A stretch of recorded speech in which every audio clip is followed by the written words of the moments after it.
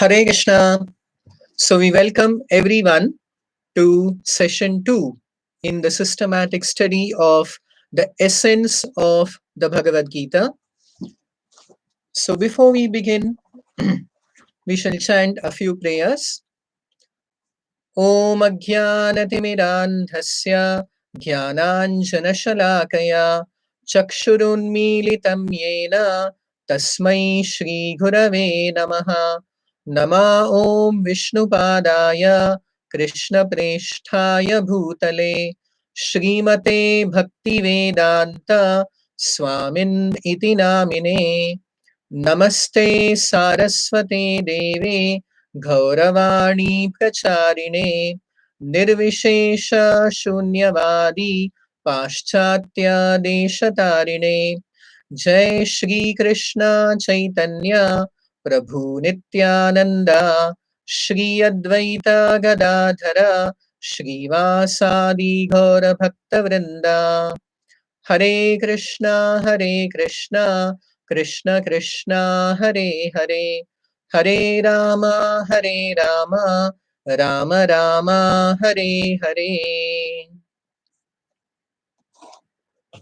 So yesterday in the first session on chapter 1 of the Bhagavad Gita, we saw how Arjuna on the battlefield of Kurukshetra, before the battle of Mahabharata began, which was supposed to be fought between the Kauravas and the Pandavas, Arjuna came to the middle of both the armies, and as he observed various kinds of relatives, his own relatives, in the midst of both the armies, he was overwhelmed with a sense of deep compassion and intense grief at the prospect of the death of his relatives. And in such a condition, he laid down his bow and arrows and sat down on his chariot and expressed to Krishna that he won't be able to fight this battle. Now, the second chapter of the Bhagavad Gita begins with Sanjaya continuing the narration of the Bhagavad Gita to the blind king Dhritarashtra. Sanjaya says, Tam tatha kripaya vishtam ashrupurna kulekshanam vishidantam idam vakyam uvacha madhusudanaha. Tam tatha kripaya avishtam. When Arjuna was overwhelmed with a feeling of kripa or compassion towards his relatives, and Ashrupurna Kulekshanam, his eyes were filled with tears. At that time, Madhusudana or Sri Krishna started speaking to Arjuna. So the second chapter of the Bhagavad Gita is entitled as Sankhya Yoga. It is also entitled as the contents of the Gita summarized, because the Bhagavad Gita mainly contains the topics of Karma Yoga, Jnana Yoga, which are described in chapter 2 as well. And the main content of the Bhagavad Gita is the description of the Bhakti Yoga, and a glimpse of this topic is also revealed in the second chapter. So a great Acharya by name Bhakti Vinoda Thakura has entitled the second chapter to be the summary of the entire contents of the Bhagavad Gita.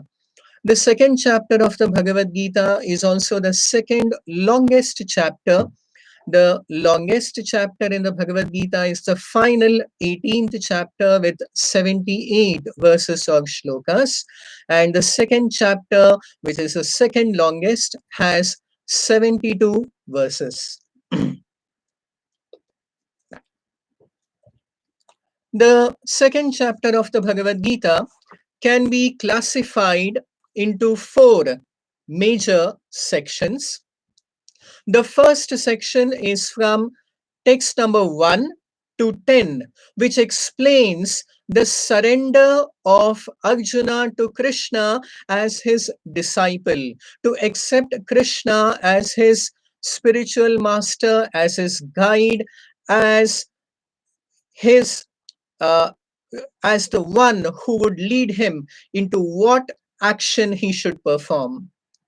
The second section of the second chapter is from text number 11 to 38, which explains the Sankhya Yoga.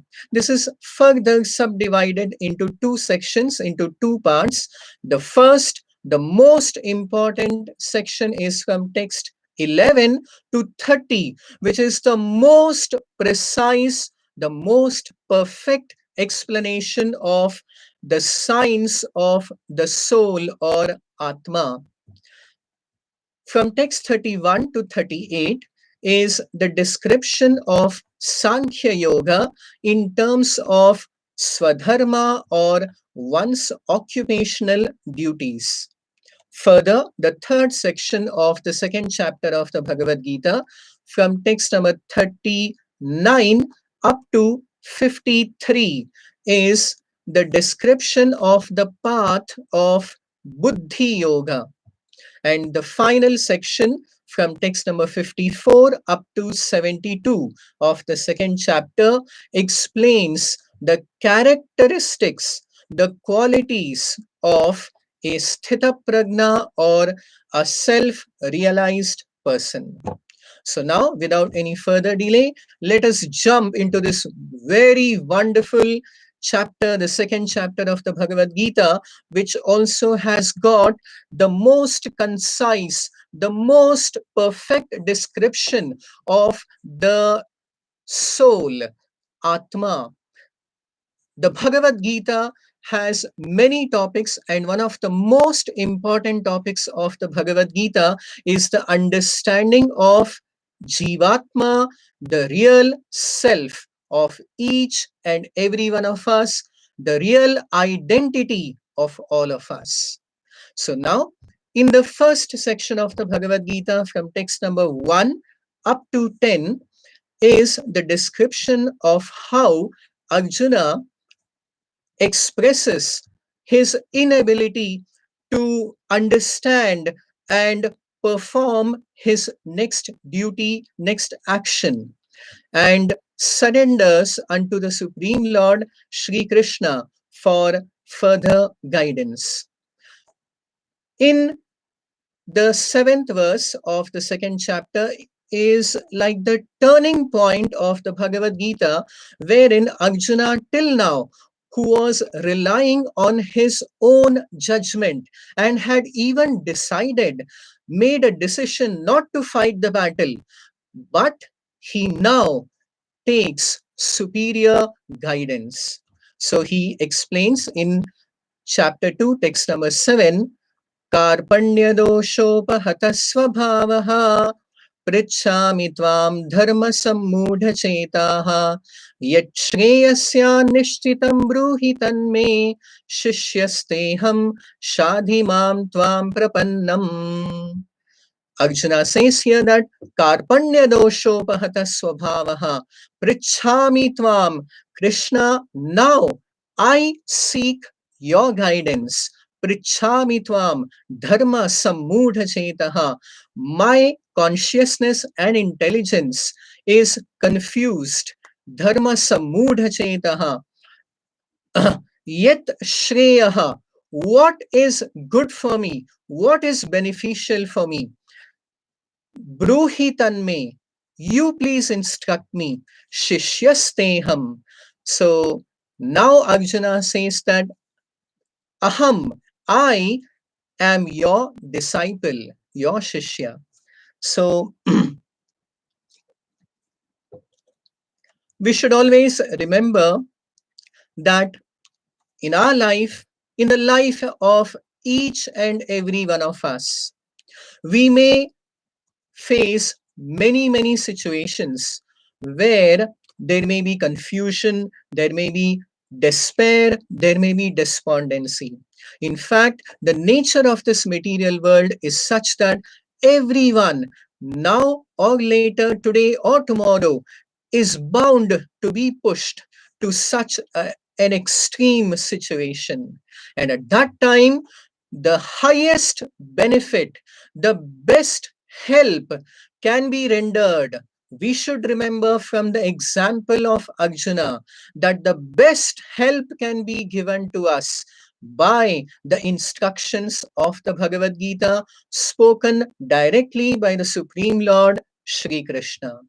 So now, once Arjuna has accepted Krishna as his guru, as his spiritual master, Krishna takes this position and now starts imparting his most important instructions not only to Arjuna but to each and every one of us.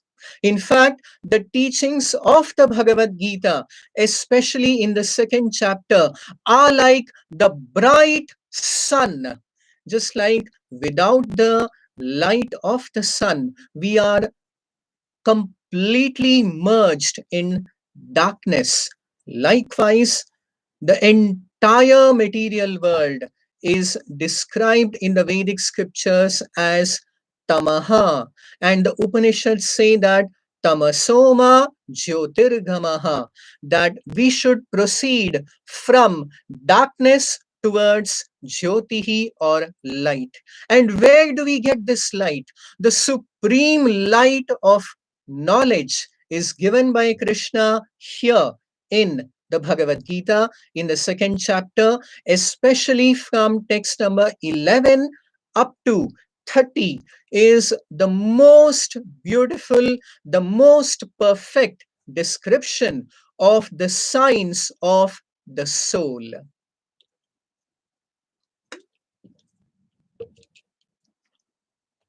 So immediately, Krishna now explains that the fundamental mistake of every person who is in this world is that they have a wrong sense of identity.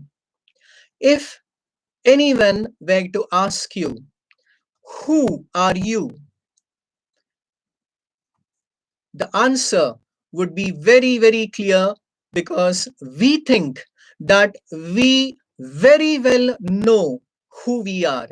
We immediately come up with answers like, I am a man or a woman or a Kannadiga or a Tamilian or an Indian or an American. So we have various identities.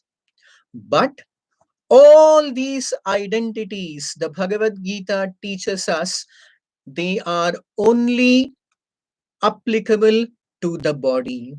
And the first step in understanding real knowledge, the first teaching of the Bhagavad Gita is that our real identity is not the body, but it is the soul within. And the nature of the soul is explained in chapter 2, text number 12, that there was never a time in the past. Here it is very important and significant to understand that Arjuna was deeply aggrieved at the prospect of the death of his relatives. In fact, our existence in this world, we all take birth, we live for some time, and then we die.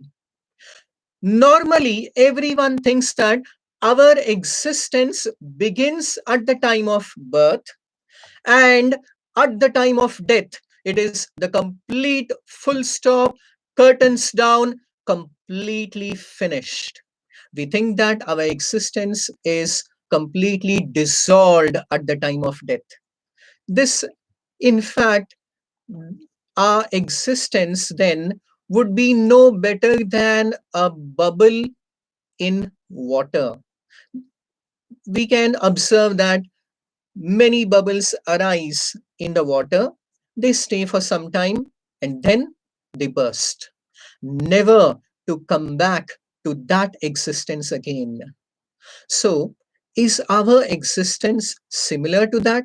We take birth, exist for some time. A bubble may exist for a few moments, and we might exist, say, for 50, 60, or even 100 years, and then at the time of death, just like the bubble bursts, does our existence completely lose all its relevance and all its identity itself? Is that so? Actually, Bhagavad Gita comes with the most good news, the most happy news to inform all of us that our existence is not similar to a bubble in water uh, that arises, that comes into existence, stays for some time, and then is finished. No, the Bhagavad Gita's first teaching is to give us the most happy and good news that we are actually eternal spirit souls called the Atma. And what are the characteristics of the Atma? This is very beautifully summarized in text 20 of the second chapter, wherein Krishna says, "Na jayate mriyate va kadachin, nayam bhutva bhavita va na bhuyaha, ajo nityaha shashvato yam purano, na hanyate hanyamane sharire." Najayate. For the soul, there is no birth. Namriyateva. Never is there anything called death for the soul. Nayam bhutva bhavita vana bhuyaha. It has never come into existence, nor will it ever go away, fade away into oblivion. Ajaha. Ja means to take birth, and Ajaha means unborn. It never takes birth. Nityaha. Nityaha means eternal. Shashvataha, permanently existing. Puranaha, primeval. Nahanyate, hanyamane sharire. When the sharira, the body, hanyate, is destroyed, na hanyamane, the soul, the real identity of all of us is not destroyed. Now, let us try to understand. We may have heard about the soul, about the Atma many, many times, but let us now try to understand this with a simple example. Suppose if you take the example of a living person, suppose you or me, and compare a living person with a stone. Is there any difference between us and a stone? Anyone would immediately say that yes, we are living, whereas a stone is a non-living thing. It does not have life in it. Now, let us take another example.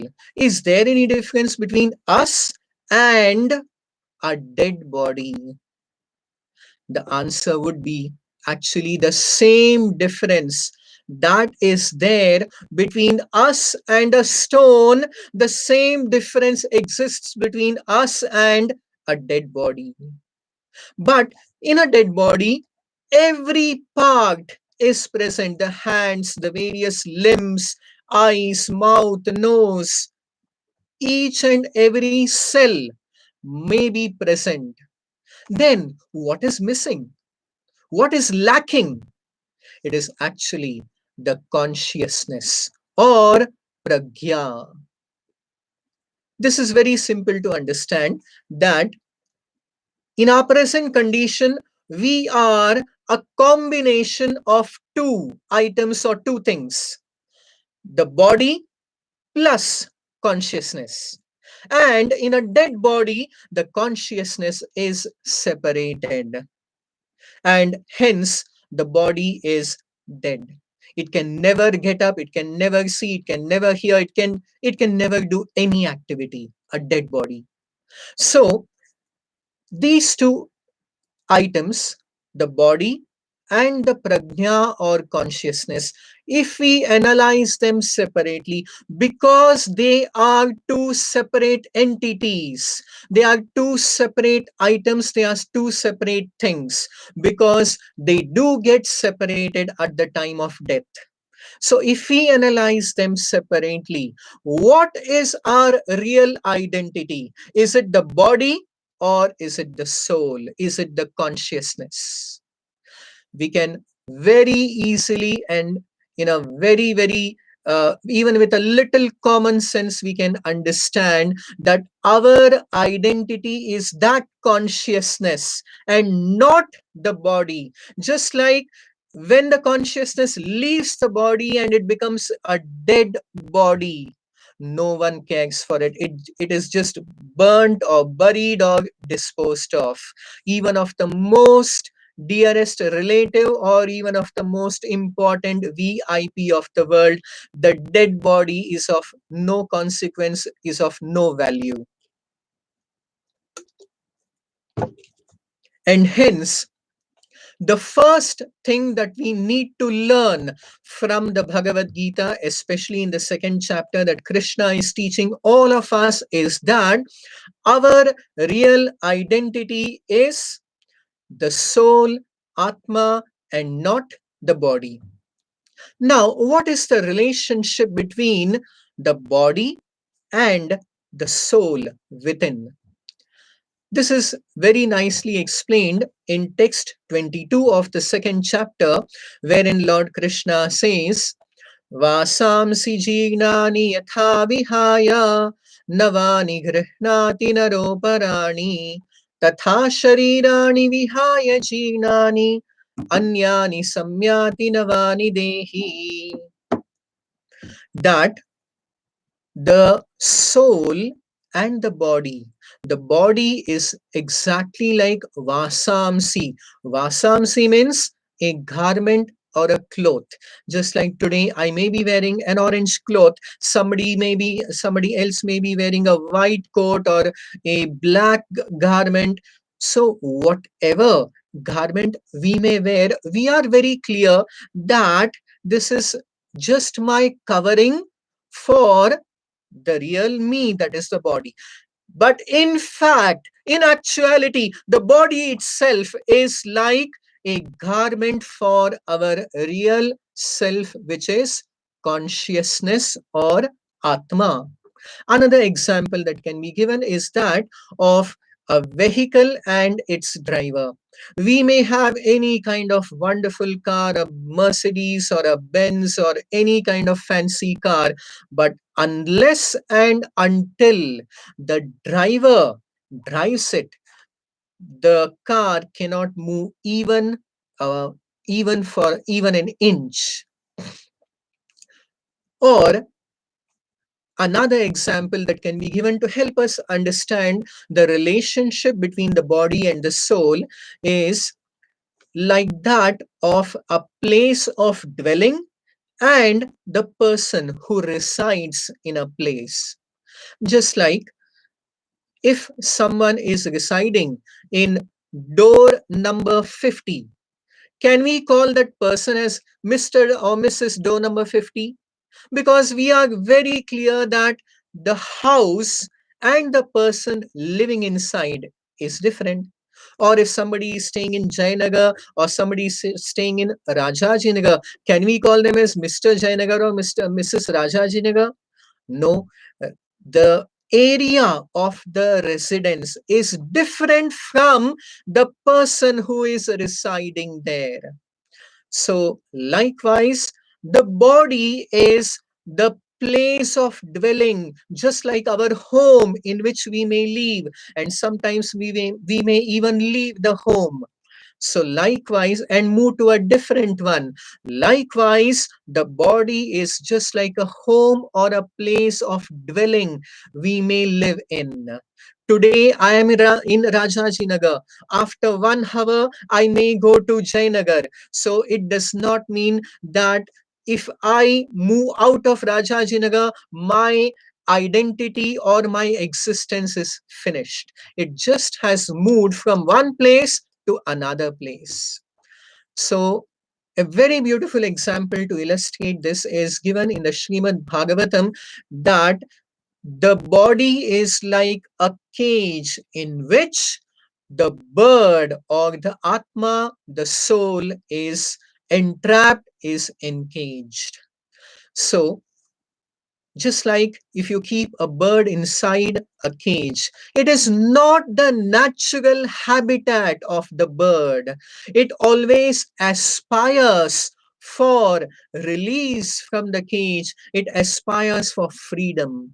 Likewise, the soul is right now embodied in the body, and therefore, the Vedic scriptures exhort us that the real goal of our life is to attain liberation or mukti or moksha from the engagement, from the bondage that we are caught in, that of the material body, which is composed of the five elements, the Pancha Mahabhutas, which takes birth and dies. But the real self, that is I, you, and all the living entities, actually have no birth nor any death. The Bhagavad Gita impresses with many verses that the soul is actually indestructible by any means.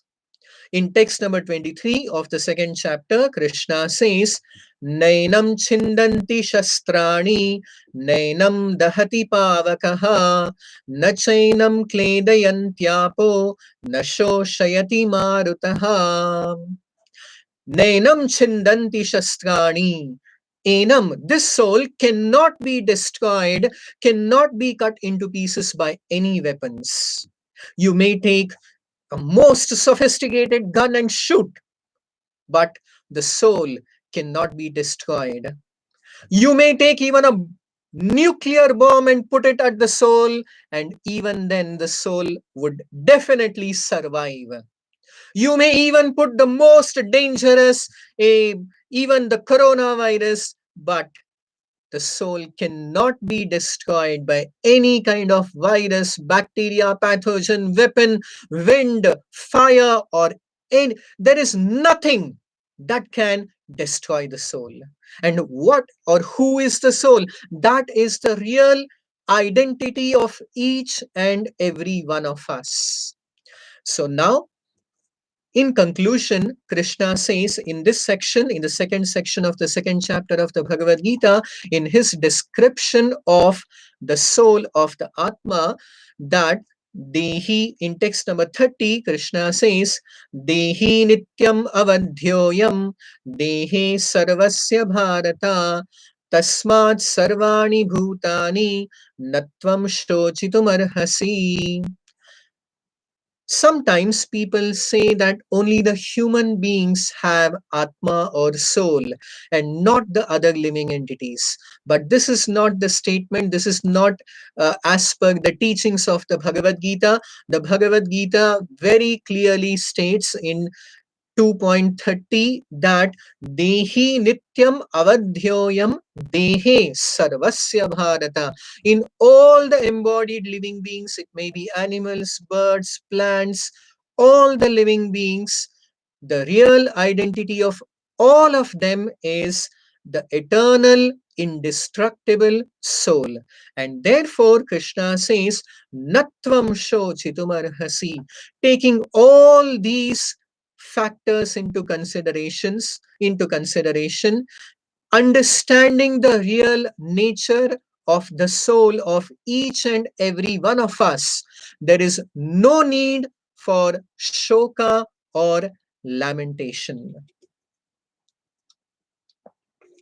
Normally, whenever we are faced, the most painful thing in this world is death, either for oneself or of our near or dear ones. Death is the most painful experience. But even the news of death is such a painful one. But Krishna gives us assurance here that with the right knowledge, when we are enlightened about the real identity of a person, then we will never fall into the ocean of grief. To give you a simple example, suppose if somebody known to you, if a relative of yours, this is just for an example, is going in a very expensive car, say a Mercedes worth about 1 crore, he's going on a highway, and suppose if he meets with an accident. In that accident, suppose if the vehicle is completely destroyed, but your relative or friend is saved, would you be happy or sad? Because if we consider the material value of the body, there are scientists who have analyzed the composition of the body and have calculated that our body, the human body, consists of about 5 liters of water. So how much is 1 liter of water? About 20 rupees. So 5 liters of water would be 100 rupees. And there is this much calcium, this much phosphorus, these. So all these, if you take the chemical composition of the body, it may come to about 1000 rupees. So suppose in an accident, if your friend is saved and the 1 crore vehicle is completely smashed to pieces, would you feel sorry that 1 crore thing is lost and only some 1000, the body of your friend, is saved? Or in the reverse case, if your friend dies and the car is saved, would you be happy that a 1 crore thing is saved and it doesn't matter, just you lost about 1000 rupees? In fact, the scientist who discovered this chemical composition of the human body to be worth about 1000 rupees. Suppose his father or relative dies, and if he is sad, you should go and give him full assurance that, my dear scientist, please don't worry. You have just lost about something worth 1000 rupees. Even the scientist would not tolerate this, and he would become wild at you. So we should know that the real value is not of this body, but the self within the body, the nature, the characteristic of this self is consciousness. Just like you see some fire, and the fire spreads some light and heat around it. So likewise, the soul is present in the heart region. This will be explained further in the 15th chapter as well as in the 18th chapter, that the soul is located in the heart region of every living entity, and it spreads the light and heat in the form of consciousness throughout the whole body, even in the edge of the finger. If someone pinches you, you feel it because the consciousness of the soul is spread to every inch and every cell of our body. Now, after explaining the science of the soul, Krishna further explains Sankhya Yoga in terms of Swadharma, in terms of the occupational duties, especially of Arjuna in the role of a Kshatriya. In Sanskrit, Kshat means danger, and Kshatrayate iti Kshatriyaha, one who protects people from danger or harm, is known as a Kshatriya. So Krishna advised Arjuna that even Swadharmyam apicha vekshya na vikampitum arhati dharmyadhi yuddhat shreyonyat kshatriyasya na vidyate. Regarding your specific occupational duty as a Kshatriya, to engage in Dharma Yuddha is definitely of paramount importance. And in fact, if you go away from the battlefield, everyone would accuse you to be a coward who ran away out who ran away from the battlefield out of fear.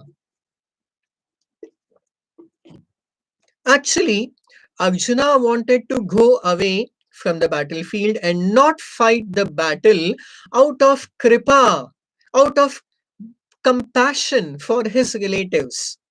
But would that be taken in the right spirit by the opposing side or by anyone else in the future? Krishna tells to Arjuna in text number 35 that although you may go away and desist from fighting out of kripa, but all of them will accuse you bhayad ranaduparatam mamsyante tva maharathaha yesham cha tvam bahumato bhutva yasyasi laghavam. All of them will accuse that bhayad, you went away out of fear.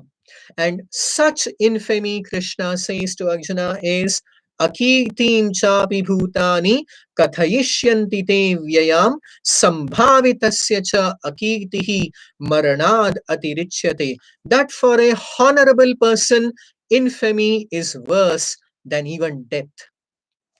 So, explaining Sankhya Yoga both in terms of philosophical knowledge as well as from the perspective of occupational duties, Krishna now proceeds to explain the path of buddhi yoga.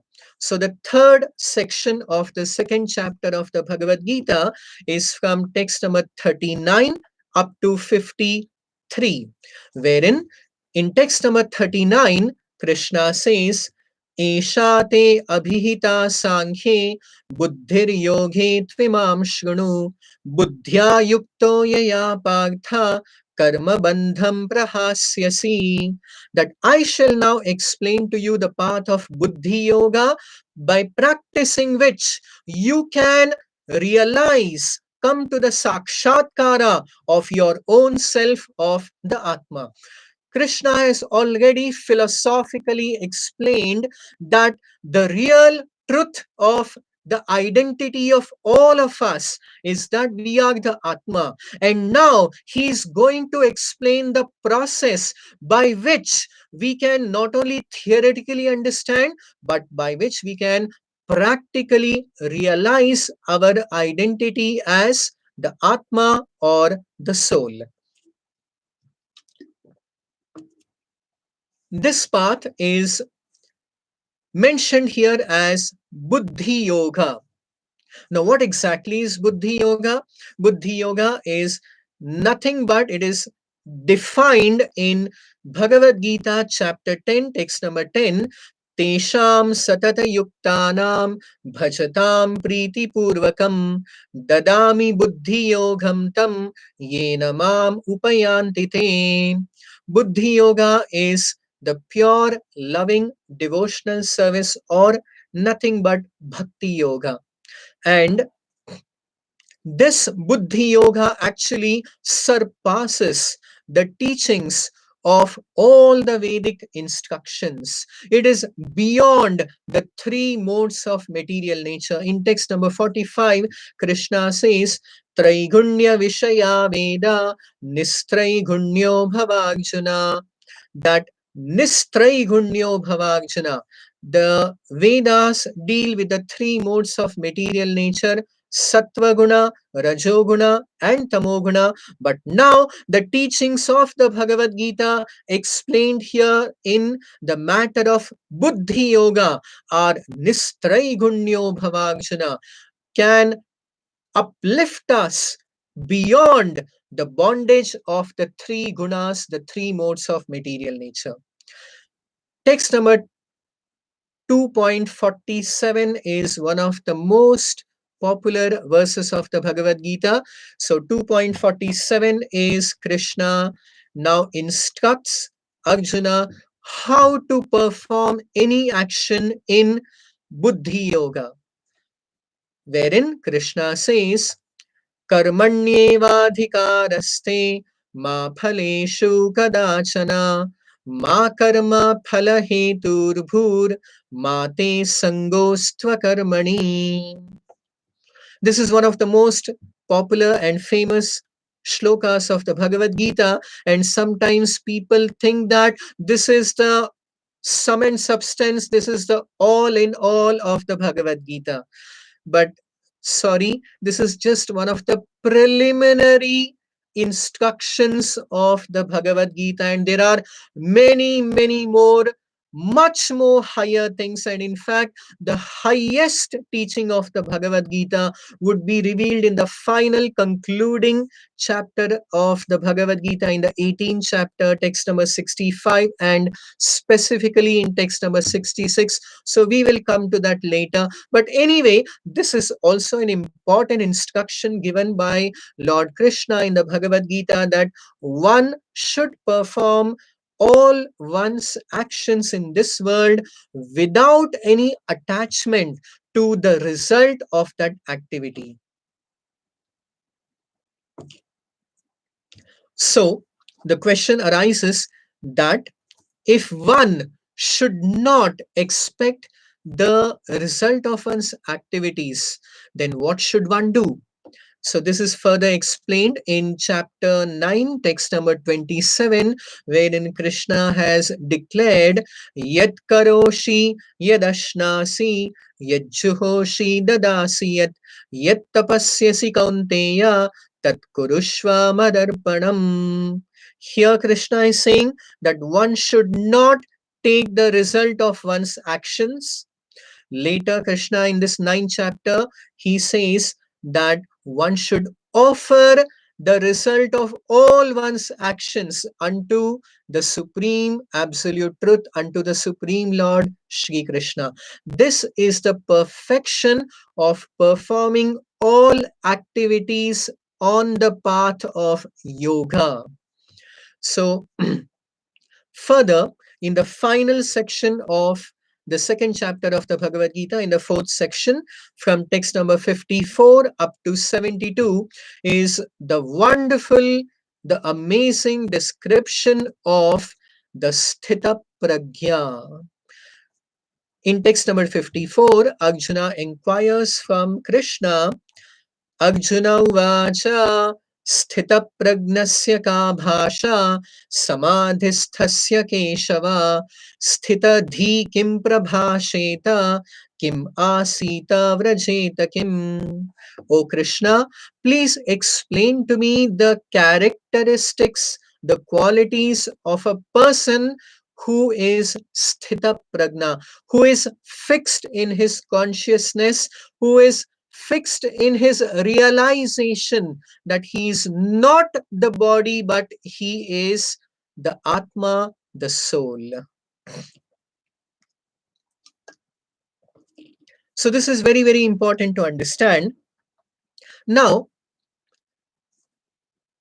actually, to know that we are not the body and the soul is actually the first step in spiritual knowledge, in spiritual life. Anyone who is in the bodily conception of existence, anyone who thinks that his identity is the body, is actually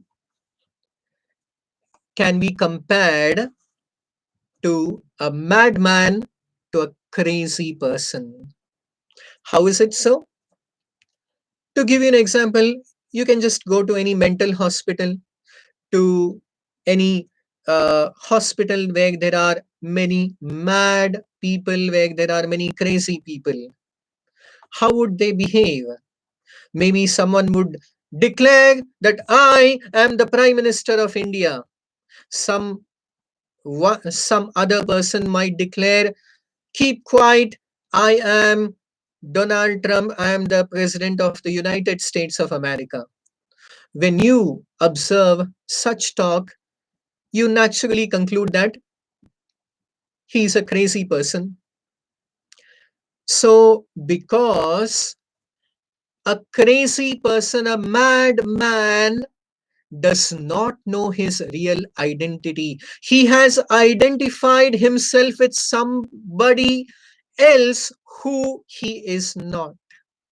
So yardstick, by that yardstick of the Bhagavad Gita, wherein the Bhagavad Gita tells that we are the soul and not the body, and when we think that we are the body, we think that we are something which we are not. We are perfectly fitting into the definition of a madman, of a crazy person. So who is then not a crazy person, not a madman? Who is a normal person? So such a normal person is mentioned here as asthita prajna, one who is fixed in his original pragya, in his consciousness. So we are presently, we are pragya, we are consciousness, we are the soul, but we are not situated in our identity as the prajna or the soul.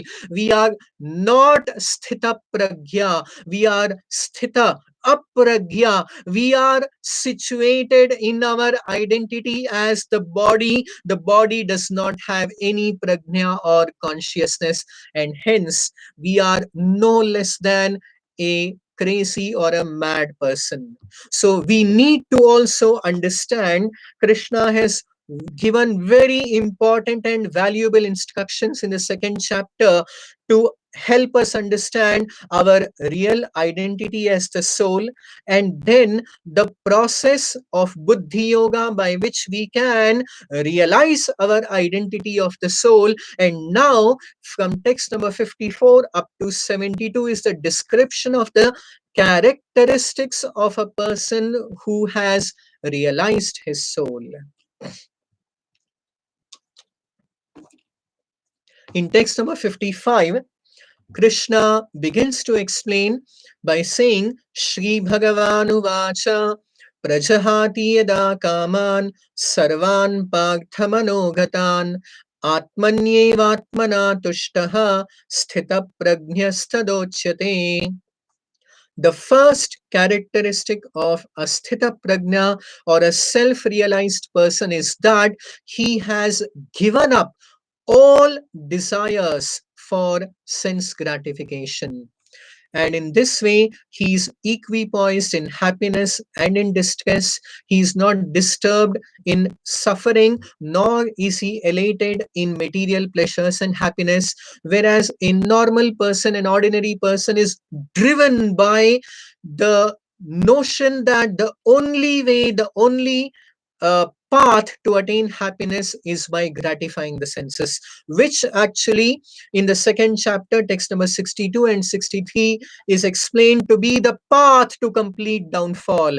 Dhyayato vishayan pumsaha sangasteshu pajayate sanghat sanjayate kamaha kamat krodho bhijayate क्रोधात् भवति सम्मोहः सम्मोहात् स्मृति विभ्रमः स्मृति भ्रंशात् बुद्धिनाशो बुद्धिनाशात् प्रणश्यति. By pursuing the path of gaining happiness by coming in contact with the objects of senses, it starts with contemplation on the objects of senses to a deep desire to attain them, and then when such desire is frustrated, it leads to anger, and anger leads to delusion, and finally we fall into the whirlpool of material bondage.